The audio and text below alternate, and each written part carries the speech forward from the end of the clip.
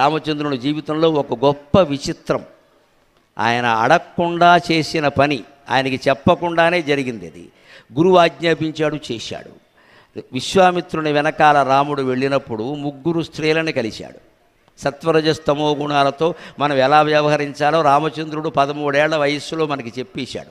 3 స్త్రీలను కలిశాడు. ఆ యాత్రలో సింగిల్ జర్నీ, విశ్వామిత్రుడు వెనకాల రామలక్ష్మణులు వెళ్ళిన యాత్రలో కలిసిన వారు ప్రధానంగా 3 స్త్రీలే. పురుషులెవరు, ప్రధానమైన వారు ఎవరు లేరు అక్కడ. ఎవరు ఆ 3 స్త్రీలు తెలుసా? విచిత్రమైన మనుషులు. ఒకరు తాటక, 2 అహల్య, 3 సీత. ముగ్గురు 3 రకాల ప్రవృత్తులకి ప్రత్యేకలు, ఒకరికొకరికి సంబంధం లేదు. తాటక తమో గుణానికి ప్రత్యేక రాక్షసి, అహల్య ఒక ఋషి భార్య రజోగుణానికి ప్రత్యేక, సీత సత్వగుణానికి ప్రత్యేక పరమసాధ్వి. ఈ 3 కలిశాడు రామచంద్రమూర్తి 13 ఏళ్ల వయస్సులో. 3 పట్ల 3 రకాలుగా వ్యవహరించాడు. సరిగ్గా మనం ఇందాకే 3 వేళ్ళు చెప్పుకున్నామే, తమో గుణం, రజోగుణం, సత్వగుణం. ఈ 3 పట్ల ఎలా ఉండాలో ఆయన చేసి చూపించాడు. ఆయన శాస్త్రాలు 13 ఏళ్లకే పూర్తి చేశారు. అప్పట్లో విద్యాభ్యాసాలు అంతే. 3 ఏళ్లకి విద్యాభ్యాసం మొదలుపెట్టేవారమ్మా, 12 ఏళ్లకి విద్యాభ్యాసం పూర్తయ్యేది. 12 తర్వాత 3 ఏళ్ల పాటు దేశాటనం చేయమనేవారు. దేశాటనం మన ఇళ్లలో ఇప్పటికైనా వివాహానికి ముందు స్నాతకం అని చేస్తారు. ఎంత పిచ్చివాళ్ళం అంటే మనం రేపొద్దున్న ముహూర్తం పెట్టుకుని ఈవేళ స్నాతకం చేస్తాం. ఎంతకంటే అర్థం లేని విషయం లేదు. స్నాతకం ఎందుకంటే పెళ్లి చేసుకోవడానికి కాదు, వాడు బ్రహ్మచారి పోవడానికి. అక్కడ జరిగే తంతు చూస్తే అర్థవాడుకు గొడుగు పెడతారు, ఓ సంచి పెడతారు, అందులో బంగాళదుంపలు పెడతారు, పెండలాలు పెడతారు. ఇవన్నీ పెళ్ళి అయ్యే వాళ్ళకి ఇవన్నీ ఎందుకంటే కొట్టుకు చావడానికి ఇద్దరును. వెనక నేను ఎవడో అవధానం చేస్తుంటారు, ఆలుగంటారు అడ్డాటి బట్టి తెలంగాణలో ఆంధ్రాలో బంగాళదుంప అంటారు. అది బెంగాల్ నుంచి వచ్చిన దుంప, అంతకంటే బంగాళదుంప అయినా సరే బాగానే. తెలంగాణలో ఆలుగడ్డ అంటారు. ఆలు మగలు మధ్యలో దెబ్బలాట వస్తే ఈ గడ్డతోనే కొట్టుకుంటారు, అందుకే ఆలుగడ్డ అంటారని చెప్పాను నేను. అందుకని ఈ పెండలం పెడతారండి, కందదుంప పెడతారు. ఎందుకని నిల ఉండేటువంటి దుంపనే పెడతారు. ఎందుకో తెలుసా? స్నాతకం అంటే కాన్వకేషన్, విద్య పూర్తయిందని, పెళ్లి చేసుకోమని కాదు. అక్కడ ఇప్పటికీ యూనివర్సిటీ కాన్వకేషన్ తెలుగులో ఆంధ్ర విశ్వవిద్యాలయ స్నాతకోత్సవం, ఉస్మానియా స్నాతకోత్సవం అంటారు. స్నాతకం అంటే విద్య పూర్తయింది, వివాహం చేయమని కాదు. అక్కడ వివాహం చేసుకోవాలో కదా వాడు నిర్ణయించుకుంటాడు. అందుకే కాశీయాత్ర ఉంటుంది స్నాతకంలో. పెళ్లి చేసుకునేవాడికి కాశీయాత్ర ఏమిటండి? అమంగళం. కాశీయాత్ర చేసేవాడికి పెళ్ళి ఎందుకు? కాశీయాత్ర ఎందుకు ఉంటుంది? వాడు యాత్ర చేయాలి. పూర్వం 12 ఏళ్ళు విద్య నేర్పి 3 ఏళ్ళు దేశాటనకు పంపించేవారు. ఎందుకంటే దేశం తిరిగి చూడు, కోశం తీసి చూడు. జ్ఞానం కలగాలంటే 2 పనులు చేయాలి. ఒకటి పుస్తకం చదవాలి, 2 దేశం అంతా తిరగాలి. అయితే జ్ఞానం రాదు. కేవలం పుస్తకాలు చదువుతూ కూర్చుంటే రేపు బ్యాంక్ వెళ్ళాక ఎక్కడ సంతకం పెట్టాలో తెలియదు వీడికి. కేవలం బ్యాంకు పనులు చూసుకోవడానికి బ్యాంకులో దోపిడీ చేసేస్తాడు, పుస్తకాలు చదవడం. నీతి తెలియదు, ధర్మం తెలియదు. ధర్మం తెలుసుకోవడానికి పుస్తకాలు చదవాలి, దాన్ని ఆచరణలో పెట్టడానికి లౌకికంగా తిరగాలి. బండేసు తిరిగేవాడిని తిరగనియాలమ్మా, తప్పు లేదు. వాడికి లోక వ్యవహారాలు తెలియాలి. కానీ అలాగే తిరుగుతాను ఇంకా చదవనంటే అలాగా? పూర్తిగా పుస్తకాల పురుగుగా ఉండడము తప్పే, పూర్తిగా రోడ్డు రోమియోలా తిరగడము తప్పే. పూర్వం ఏం చేసేవారు? 12 ఏళ్ళు విద్య చెప్పి 3 ఏళ్ల పాటు తిరగమనేవారు. అప్పుడే ఈ దుంపలు, కందలు, పెండలాలు, గొడుగు అన్నీను తిరుగుతూ ఉంటే ఆ మధ్యలో ఎక్కడో ఈయన పాండిత్యానికి సంతోషించి ఎవరైనా గృహస్థుకి ఆనందం కలిగితే మా అమ్మాయిని ఇస్తానని చెప్పేవాడు. అందుకే ఇప్పటికీ ఒక ఆచారం ఉంటుంది, గమనించండి. పెళ్ళిలో ఆ స్నాతకం అప్పుడు కాశీయాత్రకి ఈయన గొడుగేసుకు బయలుదేరితే బావమరది వస్తాడు. వచ్చి గడ్డం కింద బెల్లమ్మ కెట్టి మా అక్కని చేసుకో.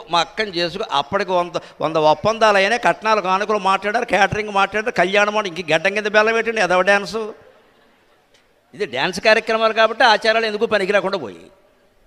ఈ డ్యాన్స్ ఏంటి ఇక్కడ?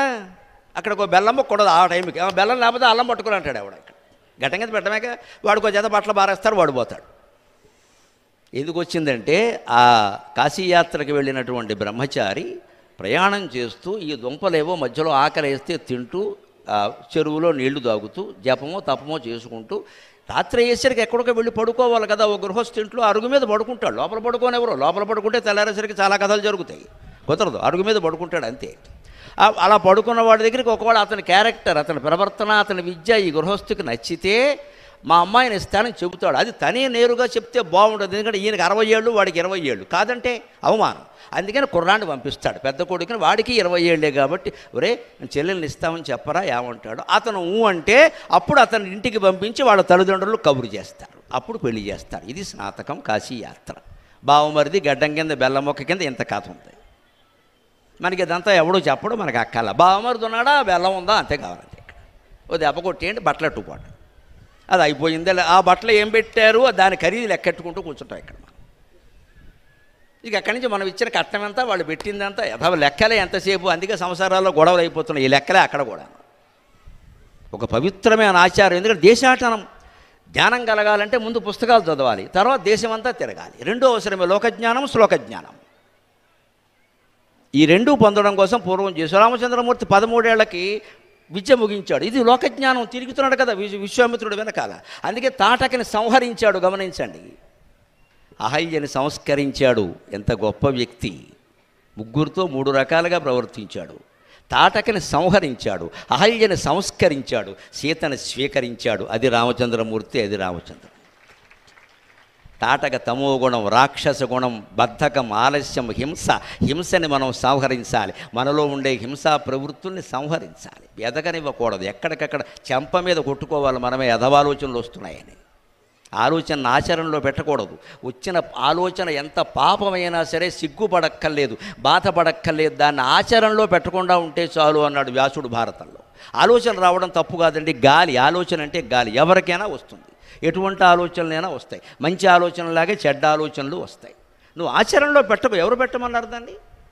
ఇక దాన్ని పొడిగించుకుంటూ పోవడం, నాకు ఇలాంటి ఆలోచనలు వస్తున్నాయేమిటో ఈ మధ్యన అని బజార్లోకి వెళ్ళి నిలబడితే బతుకు బజారే అవుతుంది చివరికి. నీకు అలాంటి ఆలోచనలు వస్తే ఎవరికో చెప్పమని ఎవడు చెప్పాడు? చెబితే మాత్రం చేయమని ఎవరు చెప్పారు? ఆపేయచ్చు కదా. ఆ మాత్రం మనోనియంత్రణ లేని దానికి మనం బీటెక్లు ఎంటెక్లు చదవడం దేనికండి ఇక్కడ? అది రామచంద్రమూర్తికి ఉంది కానీ తాటకని వేసి బారేశాడు. అక్కడికి విశ్వామిత్రుడితో అన్నాడు, ఏమంటే నేను మొట్టమొదటి బాణం ఉండు బాబు, ఇంతవరకు ఎవరి మీద బాణం వేయలేదు. ఆ మొదటి బాణమే లేడీ మీద వేస్తే రేపు ప్రెస్ వాళ్ళు వచ్చి ఏమంటే మీరు ధనుర్విద్య ఎప్పుడు నేర్చుకున్నారు, మొదటి బాణం ఎవరి మీద వేశారంటే ఒక లేడీ మీద అంటే బాగుండదేమో అన్నాడు. అప్పుడు విశ్వామిత్రుడు, అది స్త్రీ ఏమిటయ్యా, అది పెద్ద ముఠామే స్త్రీ, వేసేయి వెంటనే అన్నాడు ఆయన. నేరం చేశాక స్త్రీ ఏమిటి పురుషుడు ఏమిటండి? ఇది విచిత్రవాదం మొదలైంది. వచ్చిన ఆడవాళ్ళని ఏం ఉండదమ్మా, నేరమే, కనుకరించమని ఏ శాస్త్రం చెప్పలేదు ఇక్కడ.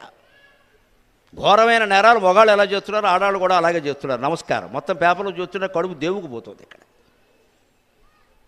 ఎందుకు క్షమించాలి ఎవరిని మాత్రం? ఏదో చిన్నపిల్లల్ని క్షమించారంటే వీరు ఆడమగాన్ని క్షమించడం అంటే అవసరమేం లేదండి అక్కడ.